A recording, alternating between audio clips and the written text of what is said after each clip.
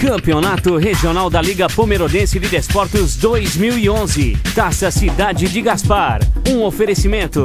Evaldo Esportes. Impressora Maier. Serve com contabilidade.